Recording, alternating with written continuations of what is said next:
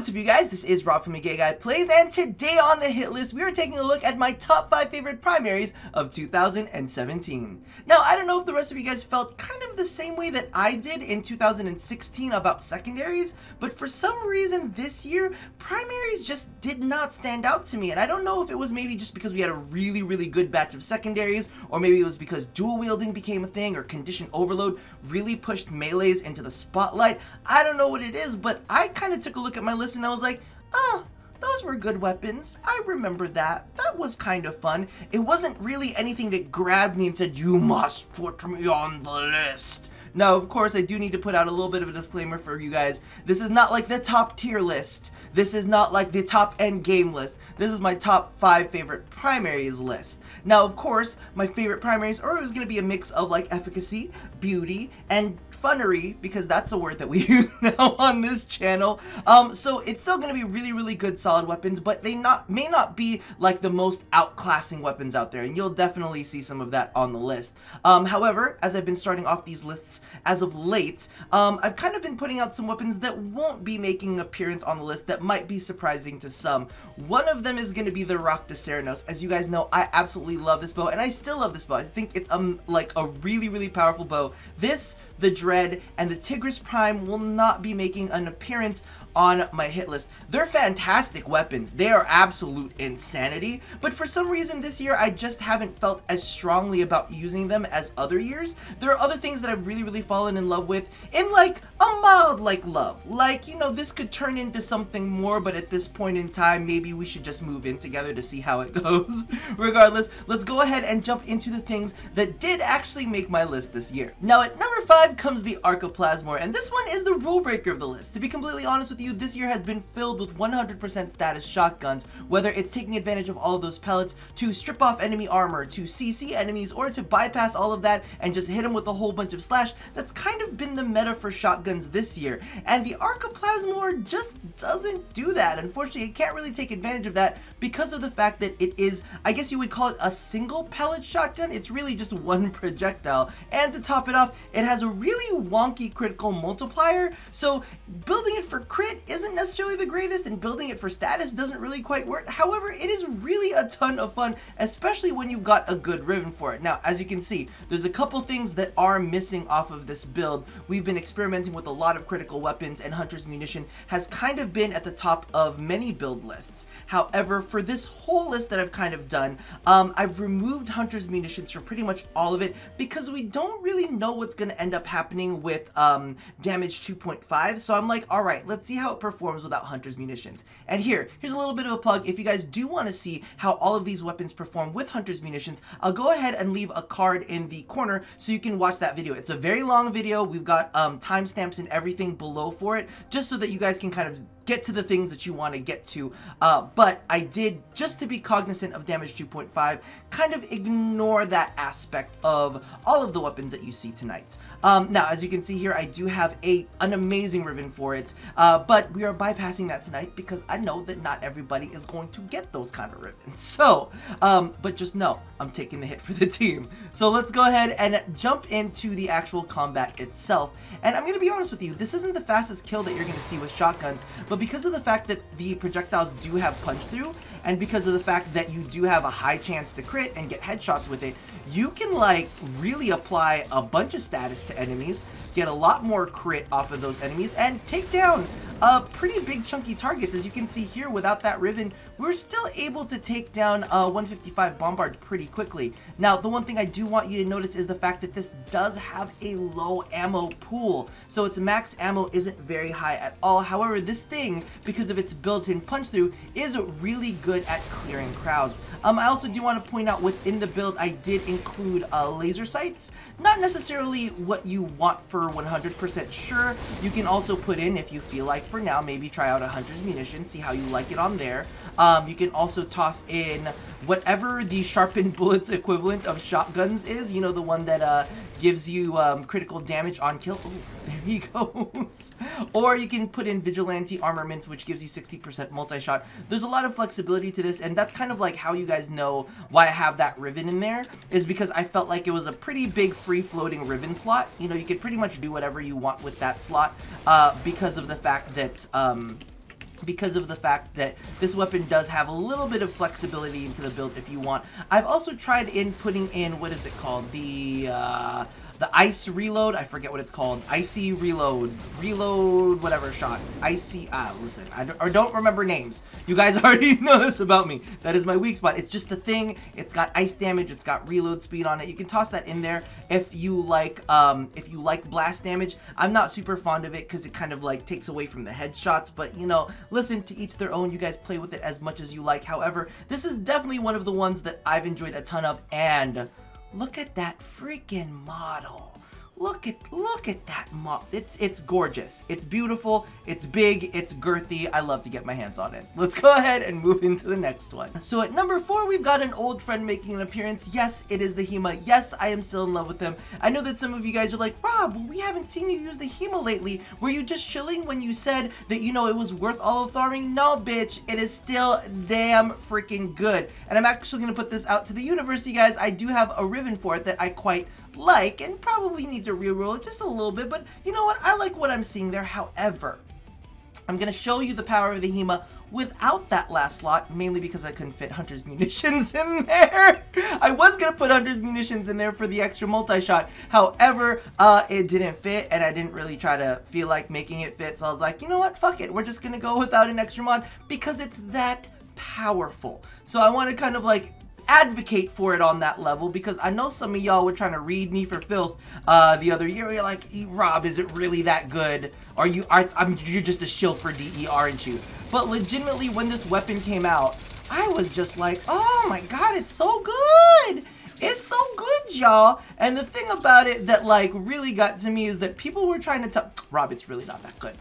I'm like, actually, no, it is really that good that I don't have to go in with a full build, and I can take down a level 155 Bombard. And the thing that's great about this, too, is that the Hema pairs really, really well with like tanky kind of characters, you know, characters that only need patch heals every now and then. Kind of like, think about your Chromas, think about your, who else is really like your Garas, think about all of the really, really tanky frames that don't necessarily need like massive heals, but you know, can just get in there and just kind of mess enemies up, get some headshots, get the heals, because don't forget, when you get, see the little our little friend Hema boy is like, hey, listen, I'm giving you health back. I'm giving you health back. I'm giving you health back. Yes, he is giving you health back. Of course, he does suck up a little bit of your health when you reload him. You know, you take a little bit of a hit, but you know, it's only because he loves you.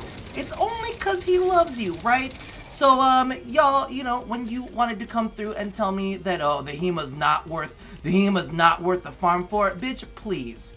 I mean, I know that it's not the most attractive weapon of the bunch. He's got like glowy little fingers. He's a little adorable. Look at him. You just want to give him a little bit of a squeeze. Okay, maybe he's not the most attractive of the bunch. And maybe his reload animation is a little bit twisted. But he is definitely still an amazing weapon, still one of my favorites, and one of my favorites to pair up with Mag too. So definitely keep that in mind when you take a look at the Hema. If you haven't given him a shot, definitely give him one. Alrighty, so coming in at number 3 is probably one of my most nominated weapons for, have you tried this with Mirage? Yes, bitch, I've tried it with Mirage, and it is glorious, and this is the Estella. Now, for those of you guys who have never tried this before, the mechanics on this is a little bit weird. The listed damage is actually split up into 2 different parts. The first half is 30% of the base damage, and that's actually all upon impact. 70% of the damage is actually distributed out in this kind of like fan radius, like you hit the enemy and it goes boo, and all of the enemies that are caught in that kind of like half circle have 70% of the weapon's base damage applied to them as well. And this thing has a really, really high status chance. So that's why you actually see me using Sweeping Serration on this thing to kind of like try to promote the slash proc to happen. Now clearly I am slightly worried about this in damage 2.5, but it is kind of glorious to see it in action. So let's go ahead and jump into some combat real quick to take a look at how this performs. It's a really weird build. I'm gonna be honest with you. Like when I was playing around with different builds for this weapon, I was like, I don't know if I really like this, but you know, the more I played with this specific setup, the more I ended up really, really enjoying it. And I was kind of like, do you like it as much as you think you do? And you know what, I do. I actually really, really do. So as you can see, all of the glass shards, number one, Listen to that reload animation sound. That's a beautiful sound right there. It's also, you know, got some beautiful effects. Really, really great at clearing out groups of enemies, especially when you got your mirage going on. And of course, the effects on it are fantastic as well, as you can see right there. It's so pretty. We could just I'm stopping just to let the slash procs do its job, because you know what? We may never get to see it ever again. But do you hear that little swing? Like when you reload it, oh, it's such a this weapon just in general is really, really satisfying to use, and on top of it, it is really pretty. I know I always say like, oh, it's so pretty, like that. I'm gonna stop right there. I'm just gonna stop right there. I'm not even gonna use a full clip on it. It's absolutely gorgeous. But yeah, and the cool thing about it is that you can literally tint the glass on it too to kind of like work out with all of your fashion framing needs. Beautiful, wonderful, great sound design, which was like a whole kind of thing that worked out with Gara as well. So if you haven't checked this one out already, definitely check it out while you still can.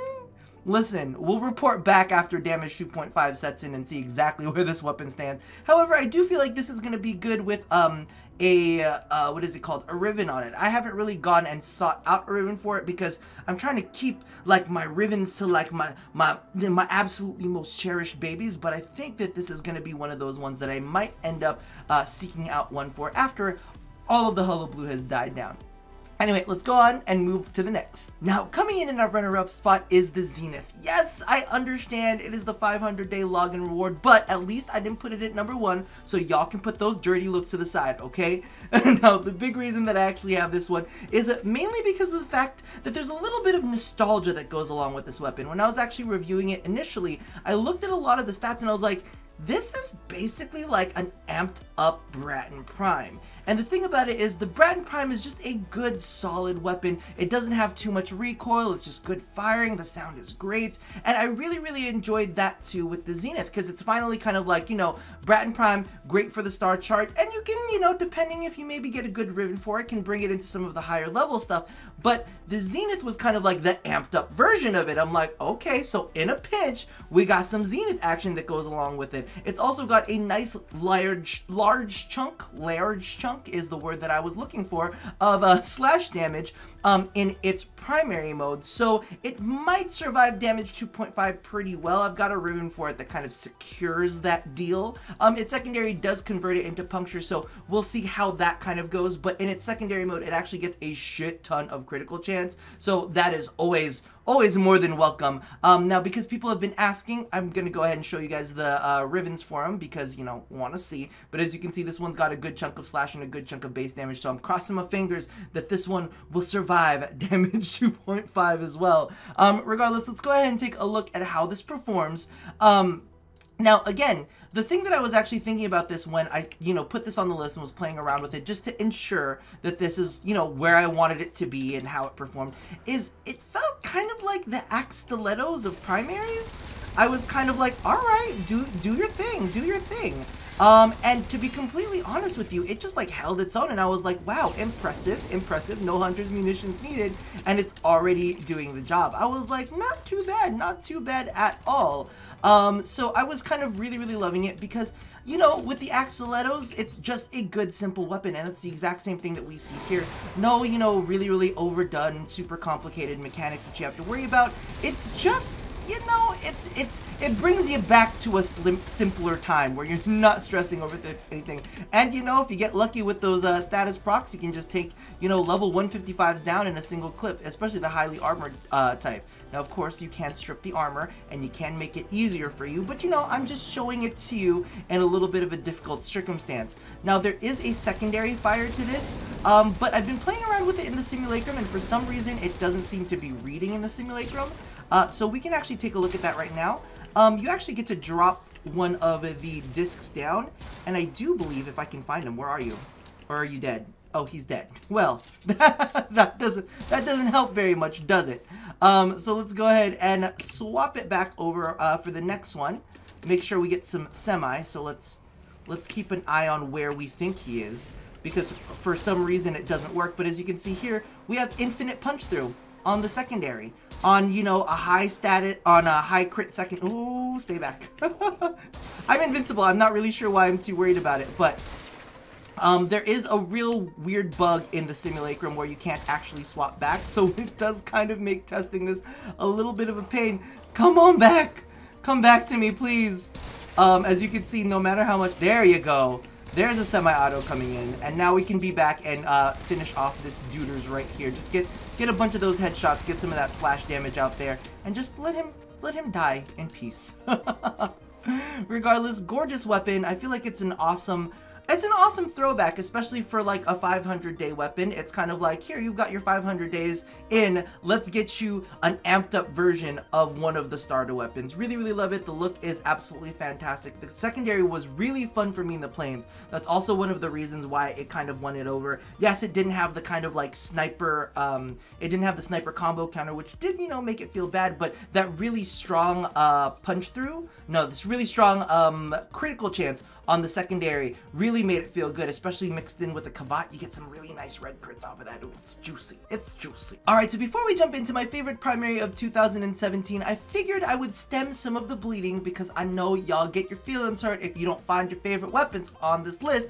However, I figured I would go ahead and toss in some honorable mentions. Now, a lot of you guys have asked me about this first weapon because it was featured on a Riven series, and they're like, Rob, what happened to that Baza Riven? Did you go ahead and get that fixed? Well, someone actually provided me a better Baza Riven after they saw me roll some really shitty rolls live on stream. They're like, hey boo, listen, you're going through it. I understand. I'm just gonna toss this to you right now so that you don't have to stress about this anymore. But regardless, the Baza did not quite make it onto my top favorite list, and that's mainly because of the fact that I realized I wanted a good Riven for it. You needed the good Riven for it, and on top of that, Hunter's Munitions was really what this thing was built for. And now I'm kind of like, ooh, well, where is this gonna stand after all of that mess? You know, I'm kind of sitting here like, I love you, Baza, but are you gonna be able to make it through these changes? And you know, like I say, love nothing. If your man ain't doing what he used to do, sometimes you gotta put him to the side, right? But regardless, the Baza for now, with Hunter's Munitions and with this awesome Riven on it, still makes my heart jump. I still really, really do enjoy it. I love the model on it and everything. It performs quite well. However, we'll see how it does with some of the changes. Moving along from that, oh, here's another one. This one, I'm pretty sure will survive damage 2.5, but this one is the Tenora. Oh god, it's fucking gorgeous, and I love, it's got this cool like 1-2 punch mix in with it, because the primary's got a good amount of status, and then the secondary's got that charge up and that high crit chance, and it just like punches through an enemy's face. Well, I don't really know, I don't actually remember if it has built-in punch through, but I remember like that charged up damage, just like the wallop that you need at the very, very end of your clip. Like you go and burn them down, you're like, oh, there goes the corrosive, there goes the corrosive, and then you hit them with that final shot to the face. Oh, and it feels so freaking good. It's a really, really great fully automatic rifle. In fact, this versus the Zenith, I was like, which one, where are y'all gonna go? But regardless, definitely try this one out, especially if you don't have access to the Zenith quite yet. Moving along from that, this one I am nervous about. This is one of the weapons that I like. The build might end up changing for it, and it'll probably still end up being fine after all of the things that it's gonna be put through with damage 2.5, but it is the Strun Wraith. Okay, y'all know I'm shit when it comes to the Tigris Prime. That duplex auto is just not my life.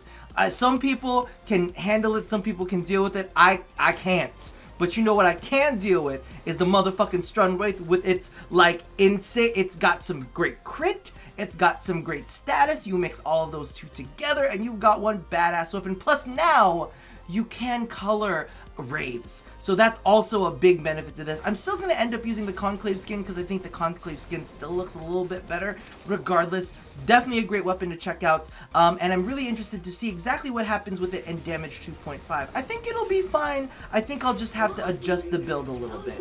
Now, last but not least on my honorable mentions, oh my god, y'all knew this was coming. Hashtag Team Vectis. I know there are some people out there that are going to be talking about the Rubico and how the Rubico, you know, has the critical damage. Fuck you and your hashtag Team Rubico. Get out of here. Get out of here, Team Volcar Wraith. Nobody wants no ugly ass Wraith. Fuck you. I don't care if you can color yourself now. You still look ugly as hell. It is all about hashtag Team Vectis Prime. What? Even the Lanka can suck my balls. I'm telling you right now. I don't know what it is. I'm going to be honest with you. I don't know what it is that I like about the Vectis so much. I think that it's just gorgeous and it just packs a good punch because of the fact that you can put depleted reload on this thing. It just feels like you're never reloading. It just feels like its fire rate is really, like it's got an interesting fire rate to it. That's pretty much it. Regardless, I'm in love with the Vectis Prime. So y'all, the rest of you snipers can move to the left, okay? Shit.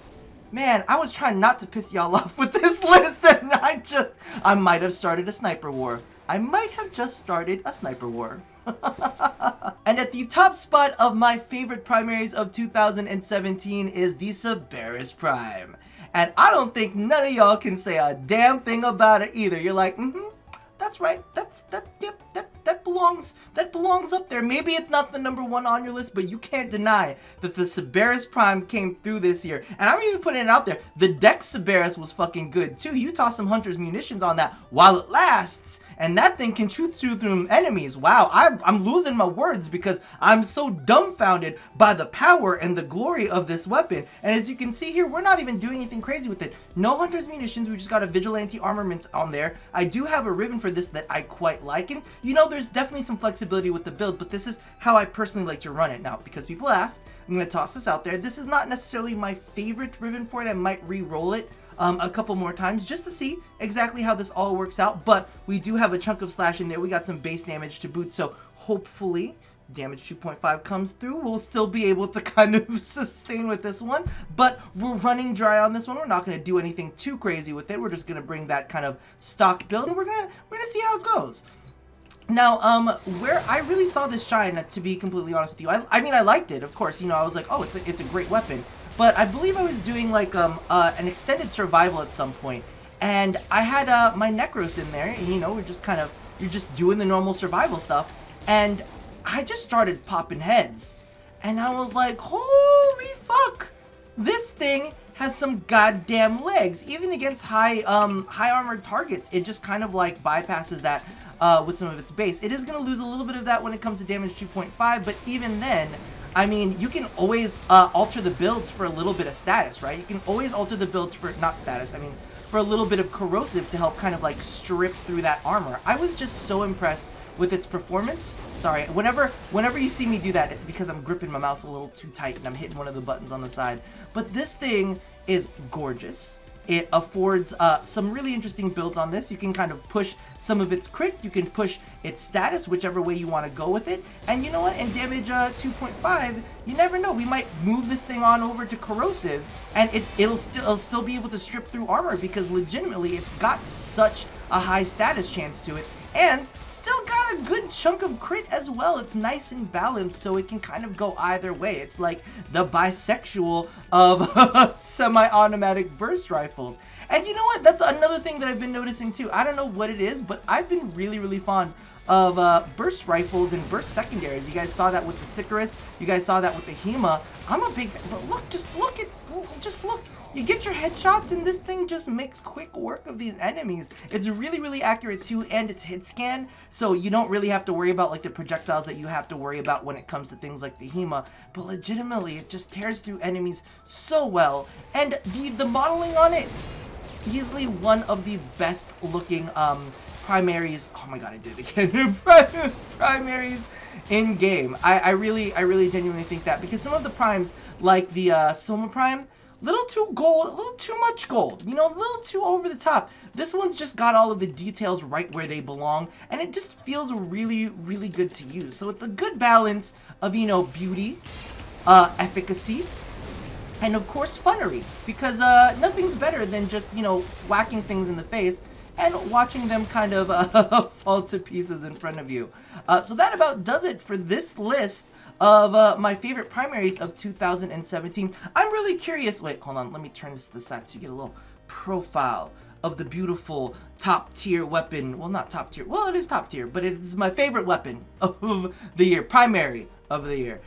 So I want to know in the comments below if you guys kind of felt the same way that I did about primaries this year, where I was kind of like, I'm feeling the secondaries and I'm feeling the melee a little bit more. Of course, we do have certain stars that still shine bright like a diamond, or shine bright like gold, like rosy gold, like brassy. Listen, I'm gonna stop myself here. I'm curious. Go ahead and leave that in the comments below, as well as your own top 5 lists of primaries. Let's see if we match up. Let's see if there's certain ones out there that y'all are getting salty over that I didn't put on this list.